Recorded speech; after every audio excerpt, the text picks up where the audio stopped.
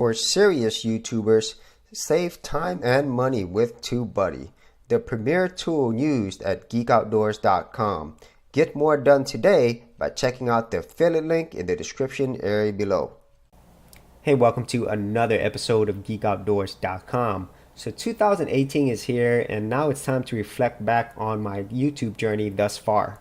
Now today I'm going to be talking about my top 5 small YouTuber problems that I'm actually facing myself, but that I think a lot of other small YouTubers or people who are just starting off on YouTube will probably definitely go through or understand.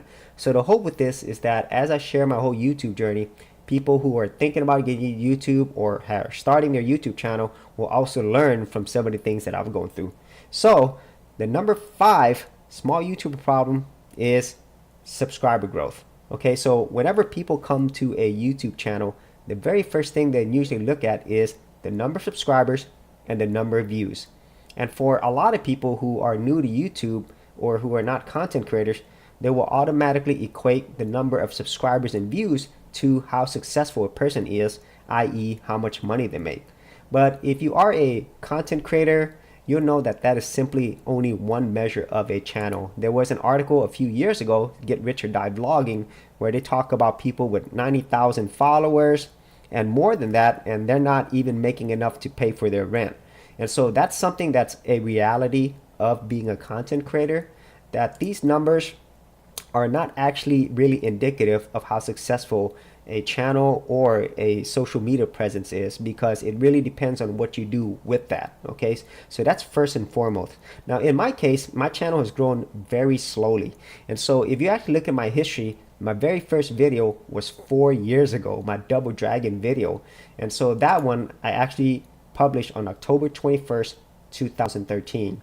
But it wasn't until 2015 that I really began to start this whole Geek Outdoors thing. This is actually my very first video was on October 21st 2015.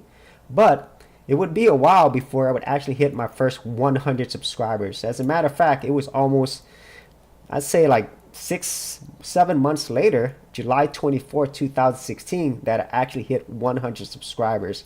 So then if you look back on when I actually published my first YouTube video, that is 3 years almost until I hit 100 subscribers. So definitely not a fast growing channel.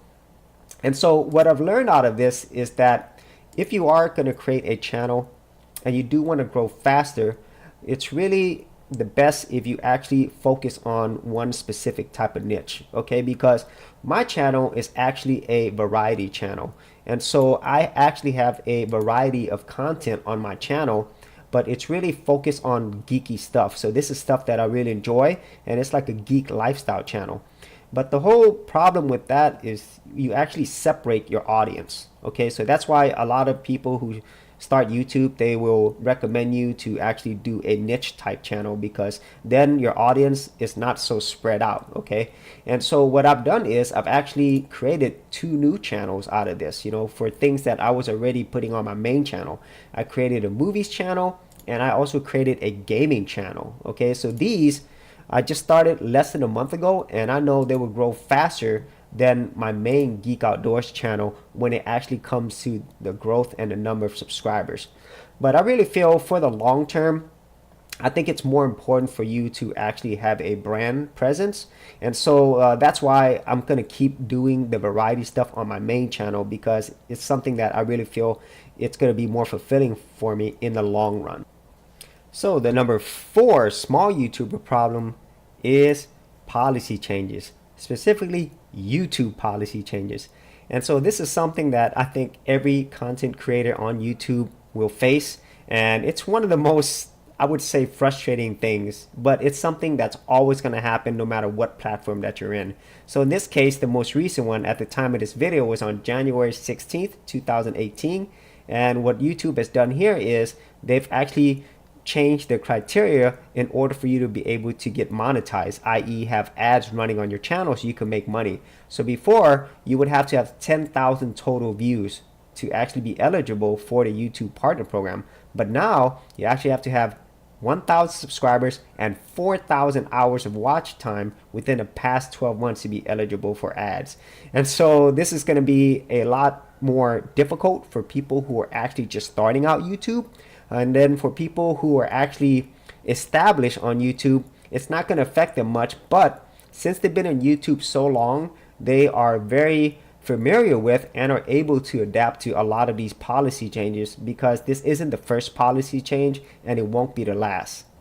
The number 3 small YouTuber problem is platform changes. So very similar to the whole policy changes, Google is always going to be making changes just like any other platform. And so a lot of times when you're thinking of a platform change, you're thinking of 2 things.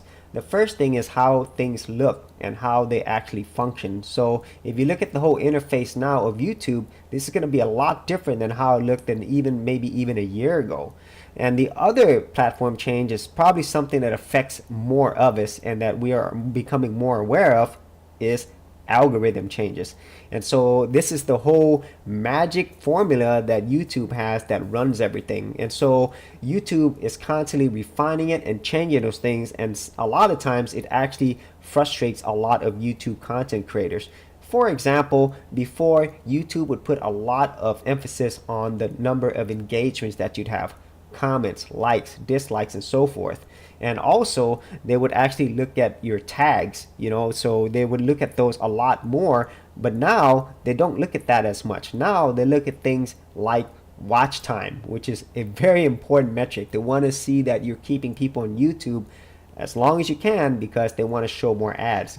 And also another thing that everybody can relate with is demonetization, as you see right there. So whenever these algorithm changes come, most of the times it's not for the better for people who are used to things working in a certain way. Okay, but that's actually what's going to happen all the time. And so platform changes, just like the policy changes, they're always going to be there, but at the same time it could be a real pain in the butt. And so the number 2 small YouTuber problem is marketing and SEO.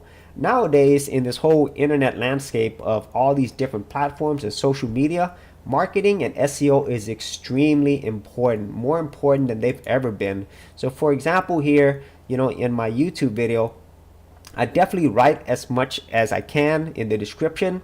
I put a lot of keywords in there because I'm thinking like the SEO and marketing portion. Even my copy right here, my title, okay, all of this is related to digital marketing, and SEO is really an important part of digital marketing. And you can see here I have all my tags and where they're ranked. And let me show you why this is important, and why if you really focus on the whole digital marketing side with the SEO and everything else, you could actually rank really well on YouTube without having a big channel. Because you have to remember, YouTube is actually a search engine. It's the second largest search engine in the world, right behind Google. So I'm going to open up Firefox and let me show you a real world example. So the first thing I'm going to do is I'm actually going to clear my history, so there's nothing here whenever I do the search. So I'm going to go here and I'm going to show all history. I'm going to delete everything in December, and so there's nothing in my history. So now that there's nothing there, I'm going to go to YouTube. And I'm going to show you why marketing and SEO is so important, and not only on YouTube but anywhere on the internet. So let's look for this. So just remember that I have a really small YouTube channel. And so if you look here, there's channels with like thousands of views. They're much larger than mine. But right here, there's my video, 1.2K views, which isn't that much compared to all these other ones. So we got 103,000 views, 70,000 views, 112,000 views, and so forth. And if you think about it, very similar to a whole Google search engine, it's really hard to rank on the first page. But right there, I'm here. I'm here because I did all the SEO work underneath and all the marketing that goes along with that. Okay, so marketing and SEO is going to become extremely important, especially when all of these platforms are also offering video as well, and so they want to be search engines of their own. And so if you start your YouTube channel without doing a lot of these best practices, then it's going to be harder for you to be found in the future, regardless of how many subscribers that you have. So the number 1 small YouTuber problem, and I would say it's a problem for every size YouTuber, is monetization. So if you wanted to do this for the long term, you wanted to make YouTube a part of your career, your lifestyle, then you're gonna have to make money out of it. And I think that is the most challenging part. And that is where I think as a small YouTuber, you do have an opportunity, because as a small YouTuber, you're able to experiment with a lot of things. And so you're not really tied into a specific niche or certain type of videos. Okay. With that being said, since you are a smaller YouTuber, you don't have a large audience to actually promote products and services. So that's where the whole monetization thing, it's a lot more challenging in some cases, definitely if you are a small YouTuber. But the number of subscribers that you have is not the most important thing. As I mentioned earlier, it's what you do with those subscribers that will allow you to monetize your channel. And that's what I really focus on improving this year and beyond. And so let me show you an example of some other YouTube channels which aren't like super huge. Some of it are pretty big, but let me show you this one. This channel right here, Joshua Elder, he has 4,134 subscribers, but he is a internet digital marketer. And if you actually look at his channel, he makes more than 6 figures every single year. And he uses his YouTube channel as a platform to promote himself and his business. Okay, and if you look at other channels like Simple Programmer, he has over 137,000 subscribers, which is a lot. But if you look at how many views he has, 626, 648, 1.3K, 1,400, 851. That's not that many views, but him, just like Joshua Elder, he makes a ton of money. Simple Programmer, he makes more than $1 million a year. And then another person, Tanner J. Fox, you know, he has 83,200 subscribers. And he's actually somebody who blew up in just the past year and a half. He's in his young 20s and he's already exceeded the $2 million mark. Okay. Another channel I love, Alex Becker, 216,000 subscribers. He has a multi-million-dollar SEO marketing company. And so he's already extremely wealthy. And you will see this as a common theme. Another one that I love, Hustlers Kung Fu, 74,764 subscribers, but he makes more than $1 million a year. He probably makes millions as well. And he is a marketing and entrepreneur, internet digital marketer. He's all those things. And one that everybody's familiar with is Ty Lopez.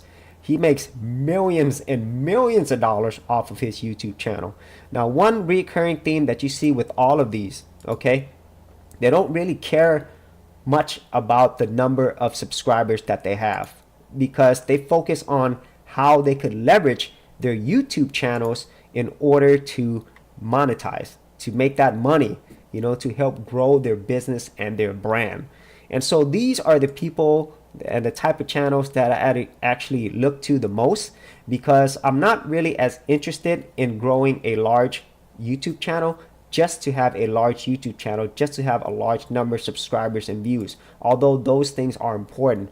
What I'm more focused on is the process of building a brand, you know, building something that would last for a long time, building something that a lot of people would get value from, whether it would be educational or entertainment or both.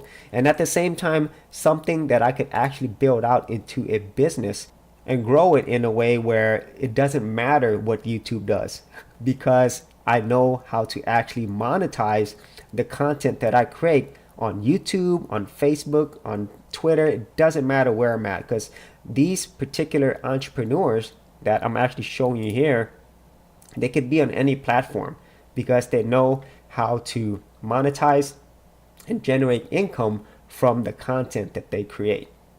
And so that is it for my top 5 small YouTuber problems in 2018 and beyond. There's so many other things that I'm going to be learning and that I'm actually going to be experiencing, and I hope that you stick around for the ride at Geek Outdoors. And so, as always, if you did enjoy these videos, you got value out of them, be sure to subscribe. And if you wanted to support my channel further, you could do that at patreon.com/Geek Outdoors. Thanks for checking out this episode. And as always, if you like these videos, be sure to click on the subscribe button. And for full written content, audio content, and additional geek stuff, head over to geekoutdoors.com, and I'll see you outdoors on the very next episode.